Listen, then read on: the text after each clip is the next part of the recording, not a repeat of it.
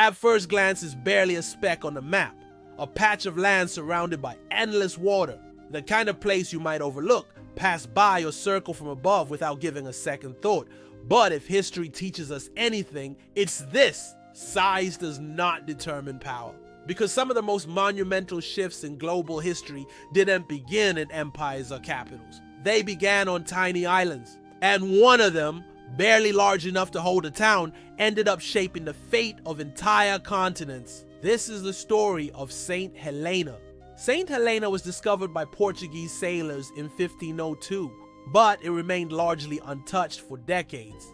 Then, as the age of exploration exploded, the island found itself in a unique position midway between Europe and the East Indies. Soon, ships of the British East India Company began to use it as a refueling station. Forts were built, a colony was formed, a sleepy outpost became a strategic prize. But that was just the beginning. The islander's true brush with destiny came in 1815 when a man who would change the face of Europe with his ambition, his charisma, and his wars, Napoleon Bonaparte, was defeated at the Battle of Waterloo. Europe couldn't risk another escape like Elba. They needed somewhere secure, somewhere unreachable, and so they sent him to St. Helena, the island at the edge of the world. Napoleon arrived a prisoner, but St. Helena became a stage. Here, one of the most iconic figures in world history lived out his final years, isolated yet still scheming, still surrounded by a loyal few. His every word, every complaint, every breath documented by those around him. And when he died in 1821, St. Helena became a symbol of fallen glory, of imperial caution, of the final chapter of a continent's upheaval. But St. Helena isn't the only tiny island with world-changing influence. Travel back a few centuries and shift northward to the Greek island of Delos. According to myth, it was the birthplace of Apollo and Artemis. And in real history, it was once the religious and commercial center of the Aegean. Despite being just 1.3 square miles in size, Delos became the financial heart of the ancient Greek world. Temples, markets, and international banks thrived here. Its central location in the Cyclades made it a natural crossroads for merchants, pilgrims, and rulers. Delos was sacred, Delos was rich, and for a time, Delos influenced everything: trade, religion, architecture. But its prosperity also made it a target. Pirates raided it, empires changed. The island fell into decline. Today, it stands uninhabited, but its ruins speak volumes. They remind us that even a stone in the sea can shape an entire civilization. Then there's the story of Iceland, a volcanic island barely clinging to the Arctic Circle, a land of glaciers, geysers, and endless winter nights. It seems an unlikely candidate for world influence, but in the year 1000 AD, the Althing, the national parliament of Iceland, made a radical decision. They converted to Christianity. The choice wasn't just spiritual, it was geopolitical. The Norse world was changing, and Iceland saw where power was headed. By embracing Christianity, Iceland preserved its independence and stayed in step with Europe. It also preserved its language, laws, and literature. While much of Scandinavia evolved into monarchies and feudal systems, Iceland remained a haven of oral tradition and democratic ideals. The sagas, epic tales of warriors, gods, and sailors, were recorded in Iceland. Without them, we might know almost nothing about Viking history.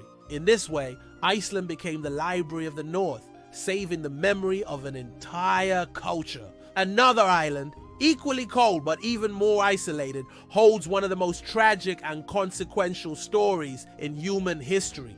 Groix Island, off the coast of Brittany, France. It was from Groix that hundreds of ships departed for the slave trade, bound for Africa and the Americas. Groix, like many Atlantic islands, became a hub for what was euphemistically called the Triangle Trade.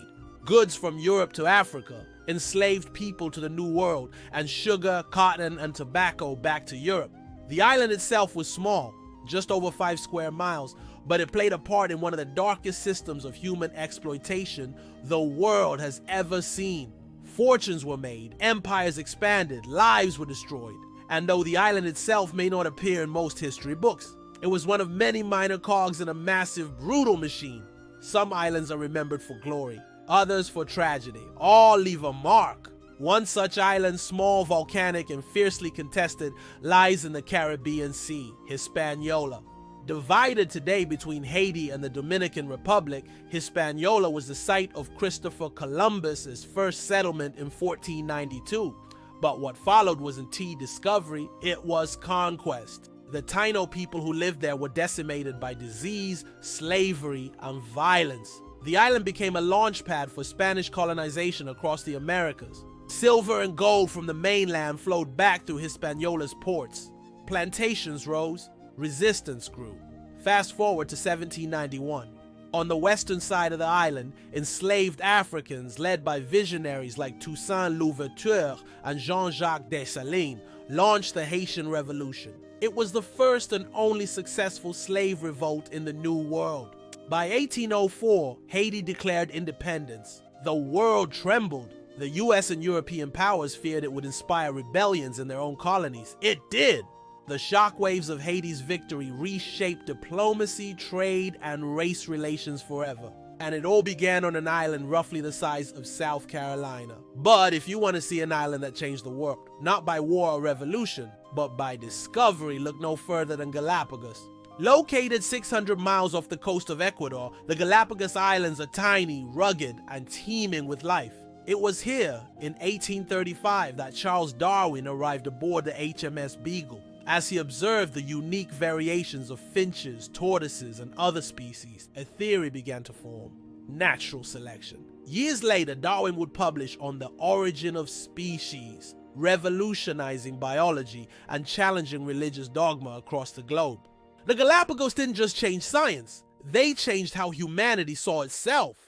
We were no longer divinely fixed, we were adaptable, evolving, part of a living chain, all from a scattered group of islands barely inhabitable by man.